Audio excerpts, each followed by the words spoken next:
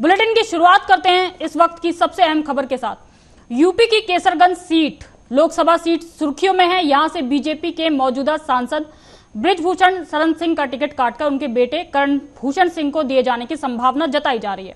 हालांकि अभी इसका आधिकारिक तौर पर पुष्टि नहीं हुई है, लेकिन बता दें कि करण भूषण सिंह बीजेपी सांसद बृजभूषण शरण सिंह के छोटे बेटे हैं। 13 दिसंबर 1990 को जन्मे करण भूषण की एक बेटी और एक बेटा भी है। वही डबल ट्रैप शूटिंग के नेशनल खिलाड़ी भी रह चुके हैं करण भूषण सिंह। तो अब लोकसभा सीट केसरगंज की जो सीट थी उसको लेकर काफी टाइम से चर्चा थी कि बृजभूषण शरण सिंह को दोबारा से यहां से टिकट मिल सकता है, लेकिन अभी लग रहा है कि करण भूषण सिंह जो कि बृजभूषण शरण सिंह के छोटे बेटे हैं उनको यहां से टिकट दिया जा सकता है। इसी मुद्दे पे हमारे साथ लखनऊ से अमित सिंह से बात करेंगे कि क्या कुछ उनको यहाँ पे सियासत नजर आती है। क्या बृजभूषण शरण सिंह के बेटे करण सिंह को यहां से टिकट मिल जाएगा बीजेपी से, जिस तरह की संभावनाएं जताई जा रही हैं।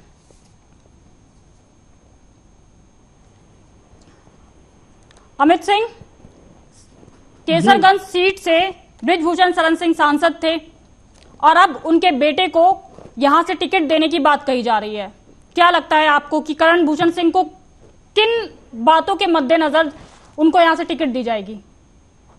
देखिए, जिस प्रकार से देखा जाए गोंडा से जो सांसद थे कैसरगंज से बृजभूषण शरण सिंह, इनका जिस प्रकार से महिला उत्पीड़न को लेकर महिलाएं भी जो आरोप लगा रहे थे, फिलहाल इसको लेकर इनका जो है टिकट काटा गया और इनके जो बेटे हैं करण भूषण सिंह, इनको टिकट दिया गया है। और पार्टी में जिस प्रकार से देखा जाए लगातार इस सीट को लेकर मंथन चल रहा था, बैठक चल रहा था और लगातार बैठकों का दौर जारी था, लेकिन अब जिस प्रकार से ये क्लियर हो चुका है कि इनके बेटे को टिकट दिया जाएगा और जिस प्रकार से इनके आवास पर सुबह से बैठक देखने को मिल रही थी। फिलहाल जिस प्रकार से देखा जाए जो बृजभूषण के बेटे हैं नामांकन से पहले कहने के रघुकुल पीठ जाएंगे और यहाँ पर जिस प्रकार से देखा जाए जनसभा को भी संबोधित कर रहे हैं। और अगर देखा जाए इनके घर के आवास के बाहर जो सुबह से इनके चहीते हैं, जो इनके कार्यकर्ता हैं, वो कहीं न कहीं इनके घर के बाहर जो है पहुंच चुके हैं और लगातार जिस प्रकार से देखा जाए हुजूम जो बढ़ता जा रहा है, बधाइयों की बात देखा जाए तो कहीं न कहीं लोग पहुंच रहे हैं। अगर इनके बेटे की बात करें बृजभूषण शरण सिंह, करण सिंह जो है, तो इनको अगर देखा जाए तो कल ये जो है नामांकन करने के लिए पहुंचेंगे और देखा जाए कार्यकर्ताओं में काफी जो उत्साह इसको लेकर देखने को मिल रहा था कि उत्तर प्रदेश की जो सीट थी कहीं न कहीं चर्चा का विषय बनी हुई थी। फिलहाल भारतीय जनता पार्टी ने क्लियर कर दिया है कि जो है बृजभूषण शरण सिंह के जो बेटे हैं करण शरण सिंह, जो इनको कहीं न कहीं यहाँ से टिकट दिया गया है। मैं जानना चाहूंगी कि बीजेपी का ऐसा भी क्या पेच फंसा हुआ है जो बृजभूषण शरण सिंह या फिर उसके परिवार के इर्द गिर्द ही केसरगंज की सीट जो है घूम रही है, किसी और को टिकट क्यों नहीं दिया जा रहा है यहाँ से? और देखिए, बृजभूषण शरण सिंह का कहने के लोकसभा सीट में अच्छा वर्चस्व रहा है, लेकिन जिस प्रकार से देखा जाए जब महिला पहलवानों ने जो यौन उत्पीड़न का आरोप लगाया था, जिसके बाद कहीं न कहीं बृजभूषण शरण सिंह सुर्खियों में आ गए थे और उत्तर प्रदेश में कहीं न कहीं पूरी चर्चा होने लगी थी, जिसके लेकर कहीं न कहीं पार्टी की गतिविधियां जिसको लेकर ठीक ठाक नहीं चल रही थी, जिससे पार्टी की जो है इनसे नाराजगी देखी जा रही थी। फिलहाल देखा जाए इनका जो बेटा है एक विधायक भी है और इसके साथ साथ देखा जाए कि बेटे हैं प्रिया के कहने के भारतीय जनता पार्टी इन पर भरोसा जताया है, लेकिन कयास पहले ये लगाए जा रहे थे कि इनको ही टिकट मिलेगा, जिस प्रकार से बृजभूषण शरण सिंह के बयान आ रहे थे। फिलहाल अब जो इनके बेटे को टिकट दिया है, लेकिन जिस प्रकार से देखा जाए बृजभूषण शरण सिंह भी इससे खुश है, क्योंकि उन्होंने कहा था कि जो पहले बयान आए थे कि जो है देखते हैं कौन हमारा टिकट काटता, वो बयान काफी वायरल हुआ था। फिलहाल भारतीय जनता पार्टी ने इनका जो है टिकट काट दिया है और अब जो इनके बेटे को टिकट दिया है तो कहीं न कहीं चर्चा का विषय जरूर बना हुआ है। और देखा जाए जिस प्रकार से अब नामांकन की बात करें तो कल इनके जो बेटे हैं वो नामांकन करने के लिए जाएंगे। ये भी कयास लगाया जा रहा है कि भारतीय जनता पार्टी के जो बड़े नेता हैं कहीं न कहीं नामांकन में शामिल होने की भी संभावना बताई जा रही है। अगर कार्यकर्ताओं की बात करें तो कार्यकर्ता भी जो थे वो कहीं न कहीं इसके इंतजार में चल रहे थे कि यहाँ से किसको प्रत्याशी बनाया जाएगा। कहीं न कहीं ये अब जो संभावना थी वो दूर हो चुकी है। लोगों में कहीं न कहीं जो भारतीय जनता पार्टी के नेता कार्यकर्ता हैं कहीं न कहीं इनको टिकट देने के बाद उत्साह देखने को मिल रहा है। लोग जो है कहीं न कहीं बधाई देने के लिए जो आवाज से पैतृक आवाज कहीं के वहां पहुंचते हुए जरूर नजर आ रहे हैं। आपको बीजेपी सरकार का दोगलापन नजर नहीं आता है कि बीजेपी सरकार जो है एक तरफ तो यूपी में जिसे कहते हैं अपराध मुक्त बताती है कि अपराध के खिलाफ जो है वो आवाज उठाती है और खास तौर पे बुलडोजर बाबा के नाम से जो है योगी सरकार फेमस रही है। ना सिर्फ अपराधी को बल्कि उसके पूरे परिवार को सजा दी जाती है, उसका घर तोड़ दिया जाता है, लेकिन यहाँ खुद जो है बीजेपी सरकार के जो अपने सांसद हैं, चाहे बात कर ली जाए अजय मिश्रा टेनी की, लखीमपुर खीरी से उनके बेटे ने जो है किसानों पे गाड़ी चला दी थी, बावजूद इसके जो है अजय मिश्रा टेनी जो है सांसद के पद से चुनाव लड़ रहे हैं। और अब बात कर ली जाए बृजभूषण शरण सिंह की, तो इनको नहीं तो इनके बेटे को टिकट दे दी जाती है। तो किस तरीके से देखते हैं कि क्या बीजेपी का ये दोगलापन नहीं है अपने और राज्य की जनता के लिए?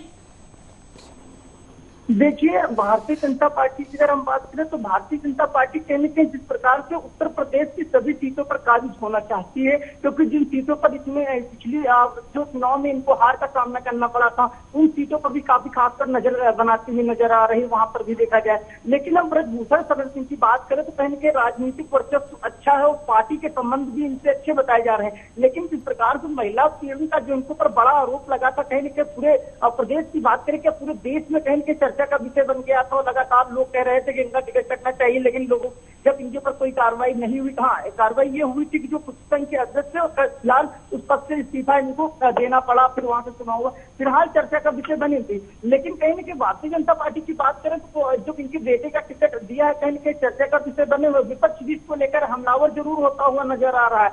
लेकिन आपने इसलिए बात किया कि अजय मिश्रा टेनी की, तो जिस प्रकार से देखा जाए जब लोकसभा चुनाव के बाद वहां पर चुनाव हुआ विधानसभा का, तो जो सभी सीटों पर जो भारतीय जनता पार्टी काबिज हो जाती है। लेकिन अगर देखा जाए तो कहीं कि इतना असर नहीं देखने को मिला, लेकिन चर्चा का विषय जरूर बनता हुआ नजर आ रहा है। लेकिन जिस प्रकार से देखा जाए तो इनके बेटे को जो टिकट दिया गया है उत्तर प्रदेश की जो कैसरगंज गोंडा की कैसर सीट से जिनको चुनाव लड़ाया जा रहा है, फिलहाल चर्चा का विषय बनी हुई, क्योंकि उत्तर प्रदेश में लगातार इस सीट को लेकर चर्चा का विषय बनी हुई थी। लगातार कह रहे थे कि यहाँ से प्रत्याशी किसको बनाया जाएगा, लगातार नाम सुर्खियों में आ रहे थे। तो कहीं न कहीं जब इनको प्रत्याशी बनाया गया है, लेकिन जिस प्रकार से देखा जाए लगातार अजय जी बृजभूषण शरण सिंह को लगातार प्रचार करते हुए जरूर नजर आ रहे थे यहाँ से कि जो इनको प्रत्याशी बनाया जाएगा। फिलहाल अब इनका केसरगंज में जो है अमित सिंह, एक बात ये भी कही जा रही है कि केसरगंज में जो है ब्राह्मण वोट सबसे ज्यादा है। अगर यहाँ पर कोई ब्राह्मण प्रत्याशी नहीं होगा तो कहीं ना कहीं ब्राह्मण समाज की नाराजगी भी देखने को मिलेगी बीजेपी को। तो ये भी एक मुद्दा हो सकता है कि यहाँ से बृजभूषण शरण सिंह के बेटे को टिकट देने को लेकर। देखिए, अगर देखा जाए तो भारतीय जनता पार्टी हर सीटों पर खूब का कदम रखती हुई नजर आ रही है, क्योंकि पहले ये सर्वे कराते हैं कि किसका वर्चस्व अच्छा है। फिलहाल जिस प्रकार से देखा जाए बृजभूषण शरण सिंह को यहाँ से प्रत्याशी बनाने की संभावना बताई जा रही थी। लेकिन जिस प्रकार से देखा जाए उनका जो है जब महिला उत्पीड़न वाला केस हुआ तो सुर्खियों में आए थे, बड़ा चर्चा का विषय उत्तर प्रदेश में बने हुए थे, पूरे देश में बने हुए थे। लेकिन जिस प्रकार से बेटे को इनको टिकट दिया गया है और जिस प्रकार से वो प्रचार प्रसार वो सब कुछ दमखम से, जिस प्रकार से देखा जाए भारतीय जनता पार्टी में जो कार्यकर्ता है या नेता है जो प्रत्याशी बनाए जा रहे हैं, वो एकदम दमखम दिखा के एकदम प्रचार प्रसार करते हुए नजर आ रहे हैं। मुझे लगता है कि उत्तर प्रदेश में उन सीटों पर, सभी सीटों पर भारतीय जनता काबिज होना चाहती है, जिस प्रकार से प्रत्याशी को जो नामों को लेकर काफी दिनों से बैठक करने के बाद ही सीट पर जो है निर्णय ले पाई। जी ठीक है अमित सिंह, बहुत बहुत शुक्रिया आपका इस तमाम जानकारी के लिए। तो आपने बताया कि भारतीय जनता पार्टी जो है फूक फूक कर कदम रखती है हर एक सीट पर, और अब ये जनता ही तय करेगी कि केसरगंज सीट पर बृजभूषण शरण सिंह बेटे को जिताया जाए या नहीं। वो तो आने वाला वक्त ही बता देगा और आने वाला चुनाव ही के नतीजे ही बता देंगे। तो वह बहरहाल अगली खबर पंजाब से है, जहां भारतीय जनता पार्टी ने पंजाब की सभी 13 लोकसभा सीटों पर चुनाव लड़ने का फैसला किया है और अकेले चुनाव लड़ने का फैसला किया है। गुजरात के पूर्व मुख्यमंत्री और भाजपा नेता विजय रूपाणी ने भटिंडा में कहा कि पार्टी ने फैसला लिया है कि पंजाब की सभी 13 लोकसभा सीटों पर हम अकेले चुनाव लड़ेंगे। हमारे 9 प्रत्याशी घोषित भी कर दिए गए हैं, 1-2 दिन में बाकी 4 प्रत्याशी भी घोषित कर दिए जाएंगे। वहीं राज्य में सत्ता में काबिज आम आदमी पार्टी भी सभी 13 लोकसभा सीटों पर चुनाव लड़ रही है। इंडिया में शामिल होने के बावजूद आपने कांग्रेस या किसी अन्य पार्टी के साथ सीट शेयरिंग से इनकार कर दिया है। आपको बता दें पंजाब में 4 प्रमुख पार्टियां हैं, बीजेपी, आप, कांग्रेस और अकाली दल के बीच लोकसभा चुनाव में मुकाबला है। तो इसी को लेकर हमारे साथ चर्चा करेंगे अंकुर कपूर हैं पंजाब से। वो बताएंगे क्या सियासत गणित है पंजाब के अंदर, क्या बीजेपी सभी सीटों पे जो अकेले लड़ने का फैसला किया है वो कहां तक सार्थक साबित होगा। जी बिल्कुल अनिता, जैसा कि पंजाब और हरियाणा की बात करें तो इस समय जो लोकसभा इलेक्शन है, पंजाब की अगर बात करें तो पंजाब में जो बीजेपी है उसने 13 लोकसभा सीटों के ऊपर साफ शब्दों में यहाँ पर जो नेता है उन्होंने कहा है कि हम अकेले यहाँ पर चुनाव लड़ेंगे। क्योंकि अगर बात करें हमारी तो पंजाब में कुछ दिनों से यहाँ पर चर्चा चल रही थी कि जो शिरोमणि अकाली दल है, शुरू से ही यहाँ पर शिरोमणि अकाली दल और बीजेपी के बीच यहाँ पर गठबंधन रहा है। तो कुछ दिनों पहले जैसे इलेक्शन शुरू हुआ था तो उससे पहले भी जो बीजेपी और शिरोमणि अकाली दल है उनमें गठबंधन टूट गया था। तो अभी कुछ दिन पहले भी यहाँ पर आशंका जताई जा रही थी कि पंजाब जो है शिरोमणि अकाली दल और गठबंधन होने की संभावना जताई जा रही है। तो इन सभी संभावनाओं पर, गठबंधन पर एक नया मोड़ यहाँ पर सामने आता है जब बीजेपी नेता यहाँ पर बठिंडा में बोलते हैं कि 13 लोकसभा के सीटों के ऊपर हम अकेले ही पंजाब में यहाँ पर इलेक्शन लड़ेंगे। क्योंकि बात करें लोकसभा चुनाव से जो 2024 से ठीक पहले किसान आंदोलन है यहाँ पर पंजाब में, जो बीजेपी का भाजपा का एक दल है उनके साथ एक जो किसान आंदोलन के तहत एक दल है वो यहाँ पर विलय हो गया है भाजपा के अंदर। तो बात करें, पार्टी का कहना है कि मोदी सरकार की जो किसान हितैषी नीतियां हैं उससे प्रभावित होकर यहाँ पर जो पंजाब किसान दल है भारतीय जनता पार्टी में यहाँ पर शामिल हो गया है। जो पंजाब किसान दल के जो राष्ट्रीय अध्यक्ष हैं रणजीत सिंह सरा, उन्होंने यहाँ पर घोषणा की है कि हम भारतीय जनता पार्टी के साथ आएंगे। क्योंकि अगर हम बात करें, पंजाब में कोई ज्यादा वर्चस्व नहीं रहा भाजपा पार्टी का, शिरोमणि अकाली दल के साथ गठबंधन के साथ ही यहाँ पर आगे बढ़ी है। लेकिन अगर अब बात करें बठिंडा में, जैसे बीजेपी नेता ने घोषणा की है कि 13 लोकसभा सीटों के ऊपर हम यहाँ पर अपना चुनाव लड़ेंगे और लोकसभा चुनाव जीतकर आगे सामने आएंगे। वहीं अगर हम दूसरी तरफ हरियाणा की भी बात करें तो यहाँ पर हरियाणा में 2 बार यहाँ पर जो बीजेपी सरकार है आ गई है, इस बार तीसरी बार हैट्रिक मारने की जो आला नेता है बात कर रहे हैं। तो उसको लेकर जो कांग्रेस है वो यहाँ पर काफी स्पष्ट स्थिति में दिखाई दे रही है। जनता का क्या मूड नजर आ रहा है? जनता किसकी तरफ नजर आ रही है आपको? आम आदमी पार्टी के साथ है या कांग्रेस के साथ है या बीजेपी के साथ है? किसके साथ आपको लग रही है? जी बिल्कुल, अगर हम बात करें इस समय जो यहाँ पंजाब में आम आदमी पार्टी है वो काफी अच्छी सक्रिय चल रही है। वहीं अगर हम दूसरी तरफ बात करें कांग्रेस की, कांग्रेस का जो दल है वो भी यहाँ पर आगे बढ़ता हुआ नजर आ रहा है। क्योंकि हम बात करें यहाँ पर जो लोकसभा चुनाव के दौरान पंजाब में इस बार जो है चतुर्कोणीय मुकाबला देखने को मिल रहा है। क्योंकि अलग अलग पार्टियों के वोट बैंक है, उनके बंटवारे की जो संभावना है वो भी यहाँ पर प्रबल नजर आ रही है।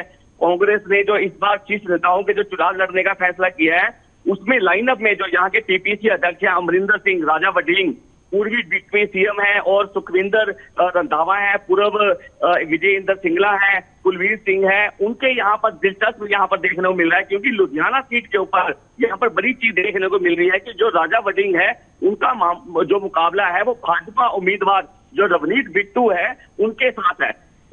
क्योंकि हम बात करें, मालूम जो हमें पता है कि जो बिट्टू और वडलिंग है उन दोनों ने जो अपने करियर की शुरुआत है वो यहाँ कांग्रेस से की थी। रवनीत बिट्टू ने उस समय जो पंजाब युवा कांग्रेस अध्यक्ष है उनको बनाने के लिए जो विरोधियों को मात दी थी, तो इन सारी चीजों को लेकर जो कांग्रेस से ही कई जो यहाँ पर नेता हैं जो भाजपा में शामिल हुए हैं वो भाजपा को लेकर, भाजपा का एक झंडा लेकर आगे बढ़ रहे हैं कि हमें पंजाब में भी जिस प्रकार से आसपास के एरियाज है, हरियाणा है, हिमाचल है और आसपास का एरिया है, उनमें जैसे भाजपा काफी अपर दिखाई दे रही है, तो पंजाब में भी यहाँ पर ये चाहते हैं कि जो कांग्रेस के नेता है यहाँ पर भाजपा भी आगे बढ़े। क्योंकि अगर भाजपा के वर्चस्व की बात करें, भाजपा यहाँ पंजाब में बीजेपी को लगातार नाराजगी झेलनी पड़ी है। पंजाब में किसान के जो मुद्दे रहे हैं, एमएसपी को लेकर, तमाम चीजों को लेकर जो है लगातार बीजेपी को नाराजगी झेलनी पड़ी है।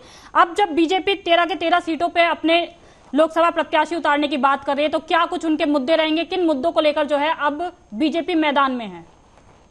बिल्कुल, अगर हम भाजपा के मुद्दों की बात करें, भाजपा शुरू से बोलती आ रही है, केंद्र सरकार से बोलती आ रही है, जो केंद्र सरकार से भी इनकी बात सामने आई है कि केंद्र सरकार के नेता जब भी यहाँ पर हरियाणा पंजाब में आते हैं तो यहाँ यही वो बात रखते हैं कि हमने यहाँ पर जो जितना भी विकास किया है उसी मुद्दों को लेकर आगे बढ़ रहे हैं, मोदी को नाम को लेकर आगे बढ़ रहे हैं।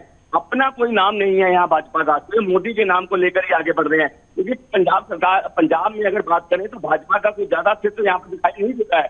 लेकिन जो किसान आंदोलन यहाँ पर चल रहा है, किसान आंदोलन यहाँ पर हरियाणा और पंजाब में बड़ा यहाँ पर असर दिखाई दे रहा है।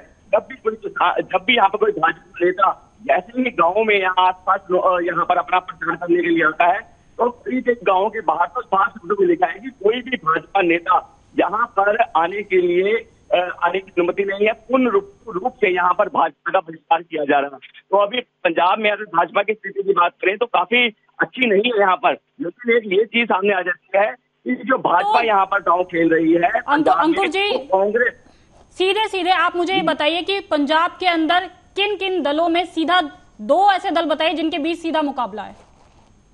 जी बिल्कुल, अगर हम यहाँ पर बात करें, इस समय आम आदमी पार्टी जो यहाँ पर सरकार है वहां का मुकाबला दिखाई दे रहा है और कांग्रेस का मुकाबला दिखाई दे रहा है।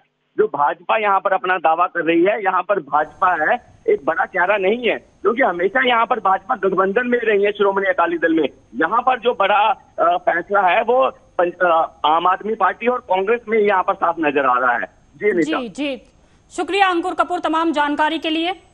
तो बहरहाल 2019 में बीजेपी सिर्फ 2 सीटें लेके आई थी, लेकिन अब 13 की 13 सीटों पे बीजेपी फिर से चुनाव लड़ रही है। देखने वाली बात होगी कि क्या ये इस बार भी 2 सीटों से ज्यादा लेके आएगी या फिर ये 2 सीटें भी बीजेपी खाते से चली जाएगी।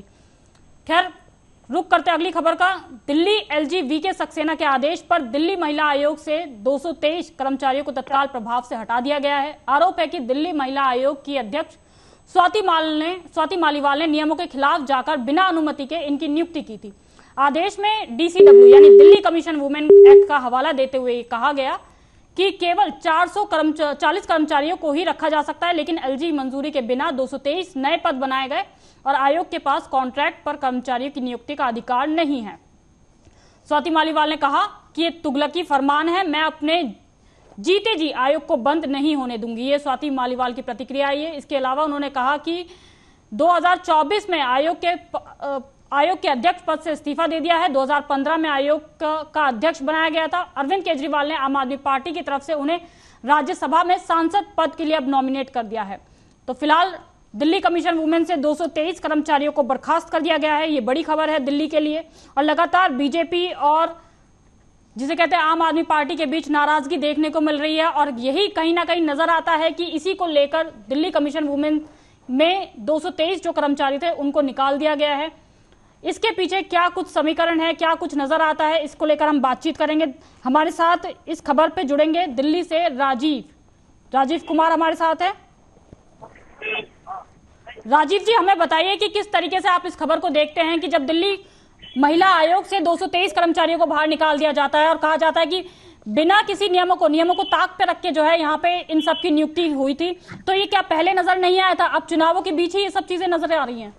देखिए, बिल्कुल सही कहा आपने। यहाँ पर बात करें जिस तरीके से 223 कर्मचारियों को जिस तरीके से हटाया गया है और खुद उपराज्यपाल की तरफ से कहीं ना कहीं इसके मामले को लेकर संज्ञान लिया गया, तो साफ जाहिर है कहीं ना कहीं चुनाव से जुड़ता हुआ जरूर मामला नजर आ रहा है। क्योंकि यहाँ पर जिस तरीके से चुनाव के समय की बात करें, यानी 2024 के लोकसभा चुनाव की बात करें, तो उसके अंदर जिस तरीके से आप 223 कर्मचारियों को हटाने के लिए लेकर आप विवाद जो है वो बढ़ता हुआ नजर आ रहा है। दूसरा यहाँ पर बात करें स्वाति मालीवाल को राज्यसभा भेजने के लिए आम आदमी पार्टी की तरफ से प्रस्ताव जरूर बनाया गया, मगर आप देखना होगा कि वाकई में स्वाति मालीवाल जो कह रही है वो सही है या फिर जो उपराज्यपाल कह रहे हैं कि नियमों को ताक पर रखकर कहीं ना कहीं नियुक्ति की गई थी। ये तमाम जो मुद्दे हैं वो कहीं ना कहीं अब चुनाव से जुड़ते हुए नजर आ रहे हैं और स्वाति मालीवाल खुद कह रही है कि वो इस आयोग को बंद नहीं होने देंगे। मगर राज्यपाल की बात करें तो राज्यपाल की तरफ से उन कर्मचारियों को हटाने की बात की गई है जिनको अनदेखी कर उनको नियुक्त किया गया था। तो अब विवाद जो है वो वाकई में ही दिल्ली सरकार और उपराज्यपाल के बीच में फंसता हुआ नजर आ रहा है। जी,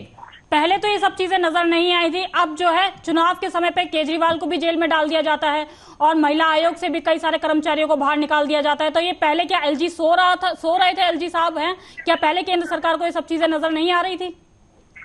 देखिए, मैं यहाँ पर बात करें जिस तरीके से स्वाति मालीवाल के द्वारा जिस तरीके से 223 लोगों को कर्मचारियों को नियुक्त किया गया था, उस समय कहीं ना कहीं उपराज्यपाल की तरफ से कोई भी आपत्ति नहीं जताई गई थी। दूसरा यहाँ पर बात करें जिस तरीके से उपराज्यपाल की, तो उपराज्यपाल जो है वो कहीं ना कहीं अब चुनाव के समय ही इस तरीके के कदम क्यों उठा रहे हैं, क्योंकि साफ जाहिर है कहीं ना कहीं चुनाव से सारी चीजें जुड़ती हुई नजर आ रही है। और जिस तरीके से स्वाति मालीवाल की बात करें, क्योंकि अब स्वाति मालीवाल जो है वो राज्यसभा जाएंगे, तो कहीं ना कहीं उसको लेकर भी अब विवाद जो है बढ़ रहा है। तो यहाँ पर बात करें दिल्ली सरकार की, तो दिल्ली सरकार के मुख्यमंत्री की बात करें तो अरविंद केजरीवाल दिल्ली के तिहाड़ जेल के अंदर बंद है। तो दिल्ली सरकार को कहीं ना कहीं गिराने के लिए जो कोशिशें की जा रही थी भाजपा के द्वारा, वो कोशिशें अब कहीं ना कहीं काफी हद तक बढ़ती हुई नजर आ रही है। और यही चीज जो है वो दिल्ली महिला आयोग के अंदर भी देखने को मिल रही है। कहीं ना कहीं आरोप प्रत्यारोप जो है वो बिल्कुल वाकई में देखने मिल रहा है, मगर इसको लेकर जो विवाद है वो किस तरीके से थमेगा या दिल्ली की जनता कहीं ना कहीं इस विवाद से हटकर अपने लिए कुछ उम्मीदें करती नजर आ रही है, वो उम्मीदें नहीं पूरी होती नजर आ रही है।